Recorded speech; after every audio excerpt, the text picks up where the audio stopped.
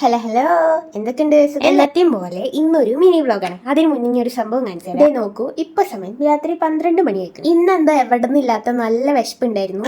അതല്ല വിറ്റ്, വിശപ്പ് എന്ന് പറഞ്ഞിട്ട് ചെറുതായിട്ട് തള്ളി കളയണ്ട. വിശപ്പ് എന്ന് വെച്ചാൽ പാലടപ്പായസം കുടിക്കാനുള്ള നമ്മളിതിന്ന് വിശപ്പ് എന്നല്ല പറയാ, അക്ഷരം തെറ്റാണ്ട് കൊതി. എന്നാലൊരു ഞെട്ടിക്കുന്ന സംഭവം ഉണ്ടായി. ഈ നട്ടപ്പാതിരിക്ക് ഞാൻ അമ്മോട് പോയിട്ട് എനിക്ക് പാലടപ്പായസം വേണമെന്ന് പറഞ്ഞപ്പോൾ ഞാൻ 2 അടിയാണ് പ്രതീക്ഷിച്ചത്. ബട്ട് എനിക്ക് പാലടപ്പായസം ഉണ്ടാക്കി തന്നു. എന്നാലും ഞാൻ അമ്മ പെട്ടെന്ന് എനിക്ക് പാലടപ്പായസം ഉണ്ടാക്കി ഞാൻ വിതുമ്പിച്ചു പോയി ഗൈസ്. എന്താവും അതിന് പിന്നിലുള്ള സത്യം?